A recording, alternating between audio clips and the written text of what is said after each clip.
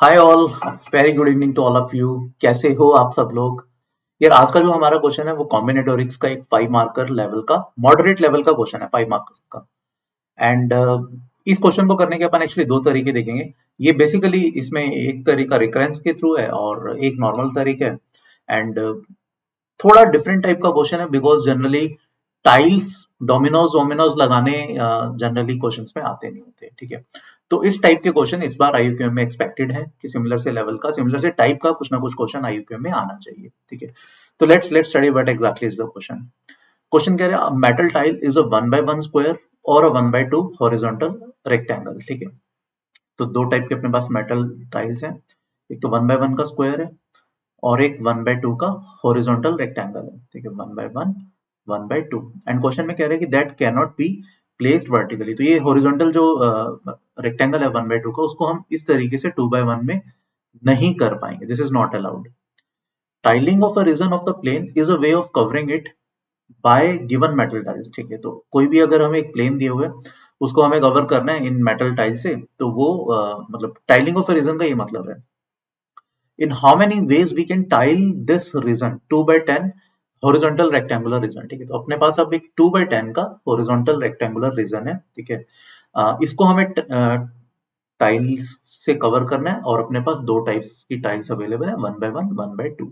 ठीक है, अब इस टाइप के क्वेश्चन में देखो और हमें कुछ इन्फॉर्मेशन नहीं दी, तो बाय डिफॉल्ट ये मानकर चलोगे आप कि आपके पास 1 by 1 और 1 by 2 की इनफाइनाइट सप्लाई है, जितनी आपको चाहिए वो हो जाएंगे। एंड ऑब्वियसली कहीं पे भी कोई ओवरलैपिंग वगैरह अलाउड नहीं होती है। ठीक है, तो जैसे एक तरीका तो सिंपल सा यही है।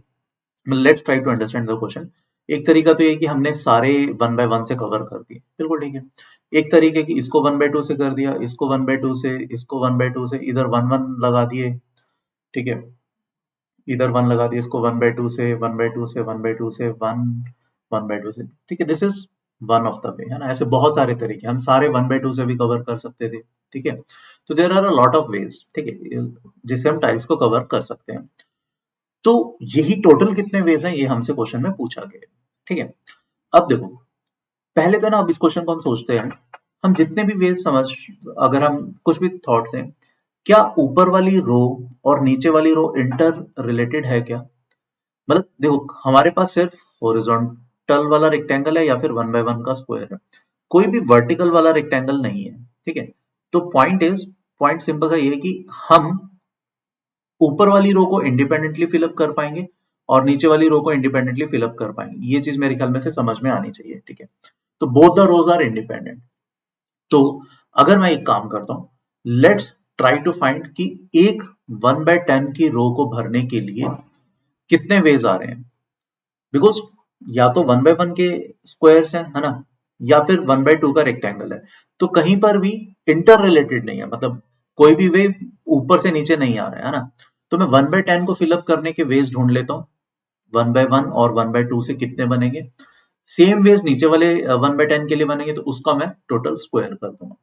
तो all we need to find अभी कि एक 1 by 10 को कितने तरीकों से हम इन दो टाइल से फिलअप कर सकते हैं, 1 by 1 और 1 by 2 से।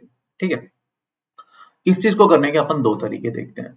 आप देखो, सबसे पहले तो वन टोटल टाइल्स मैं देख लेता हूँ कि 1 by 1 वाली कितनी यूज हो रही है और 1 by 2 वाली कितनी यूज हो रही है। ठीक, इसके मैं केसेस बनाता हूँ, 1 by 1 1 by 2।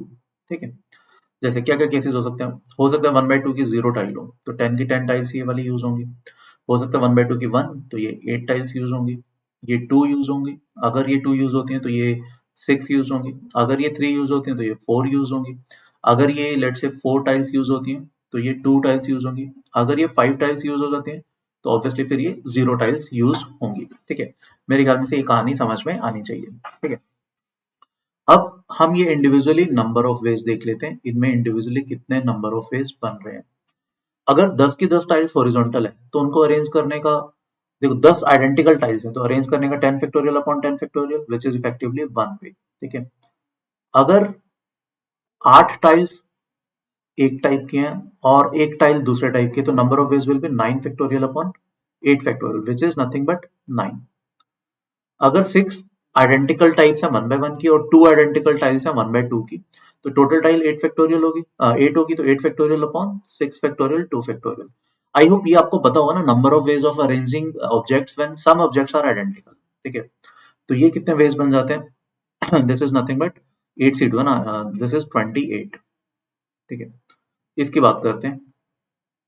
4 एक टाइप की, 3 एक टाइप की, तो 7 टोटल टाइल्स हो गए, 7 फैक्टोरियल अपॉन 4 फैक्टोरियल 3 फैक्टोरियल, तो this comes out to be 35, right. इसकी हम बात करते हैं, तो 4 + 2 6 factorial upon 2 factorial into 4 factorial. This is nothing but how much it is? This is 15, right? 0.5 की अगर हम बात करते हैं तो सारी टाइप्स हमारी 1/2 टाइप की हैं, तो उसको रखने का एक ही तरीका होगा। तो इन ऑल ये कितने वेज बनते हैं? 1 + 9 + 28 + 35 + 15 + 1 and that is equal to 10 and this is nothing but 89। ठीक है, ये 89 वेज हुए। तो एक 1/10 रेक्टेंगल को फिल अप करने के how many ways do we have? We have 89 ways. तो टोटल 2/10 को फिल अप करने के how many ways will be there? 89 into 89 that is nothing but 7921। ठीक है, ये नंबर ऑफ वेज बन जाएंगे। होपफुली ये क्लियर होगा कि हमने क्यों मल्टीप्लाई किया, बिकॉज ऊपर वाली टाइल्स को और नीचे वाली टाइल्स को हम इंडिपेंडेंटली फिल अप कर सकते हैं।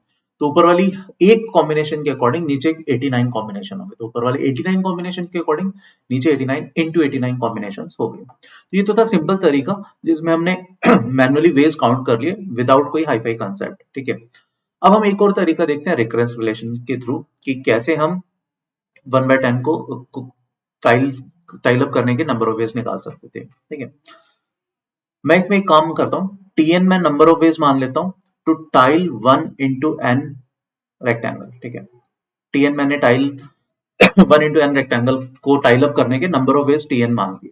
ठीक है, अब Tn में जो फर्स्ट ब्लॉक आ रहा है, दो पॉसिबिलिटीज है। देखो, Tn में जो फर्स्ट ब्लॉक होगा या तो वो हो सकता है 1/1 का हो।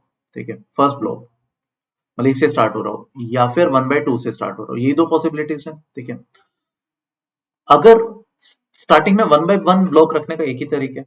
ठीक है, तो अगर स्टार्टिंग में 1/1 ब्लॉक रख दिया तो आगे कितना रेक्टेंगल बच जाता है? n-1 लेंथ का, है ना। तो n-1 लेंथ के रेक्टेंगल को कवर अप करने के Tn-1 वेज होंगे, क्योंकि Tn नंबर ऑफ वेज में क्या मान रहा हूं? 1/n रेक्टेंगल को कवर करने का, यानी n लेंथ के रेक्टेंगल को कवर करने का। तो n-1 लेंथ के रेक्टेंगल को कवर करने का Tn-1 वेज होंगे। अच्छा, स्टार्टिंग में अगर मैं 1/2 की टाइल रखता हूं तो एंड में जो रेक्टेंगल बचता है ये n-2 लेंथ का बचता है, उसको कवर करने के लिए मुझे Tn-2 वेज चाहिए होंगे। ठीक है, तो टोटल n रेक्टेंगल को कवर करने के लिए कितने वेज होंगे? Tn-1 + Tn-2, that's it. ठीक है, तो स्टार्टिंग की कुछ कुछ चीजें देख लो, जैसे T1 कितना हो जाएगा? 1/1 रेक्टेंगल को कवर करने का, तो एक ही तरीका होगा।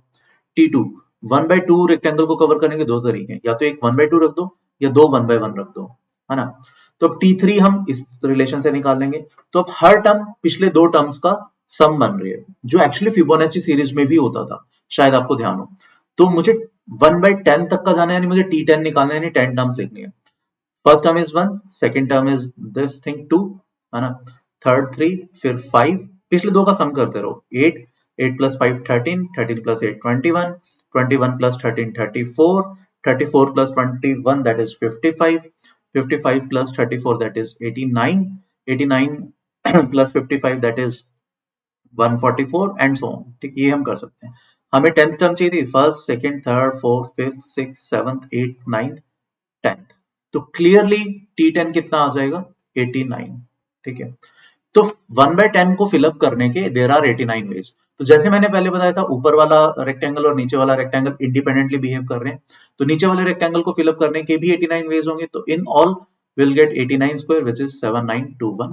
तो टोटल 7921 वेज हो जाएंगे इस पर्टिकुलर 2/10 रेक्टेंगल को 1/1 और 1/2 की हॉरिजॉन्टल टाइल से टोटल टाइल अप करने के लिए, राइट। यार अब इसमें मतलब ये इंपॉर्टेंट कंसेप्ट है, होपफुली आपको ये समझ में आए होंगे। एंड अगर इस टाइप के और क्वेश्चंस आप करना चाहते हो तो वैसे तो देखो टाइम कम रह गया, अभी 30 अक्टूबर को आपका IUQM का पेपर ही है, बट स्टिल यहाँ पर हम एक free of cost camp run कर रहे हैं जिसमें इस टाइप के बहुत सारे अच्छे अच्छे क्वेश्चन हम करा रहे हैं। ठीक है, तो that is completely free of cost, description में लिंक दिए हुए, you can fill the Google form and you can enroll in the camp, right. तो अब हम नेक्स्ट लेक्चर में मिलेंगे जिसमें हम इसी टाइप का कोई एक डिफरेंट कोई एक न्यू कंसेप्ट करेंगे। Till then please take a very good care of yourself. Thank you, bye bye.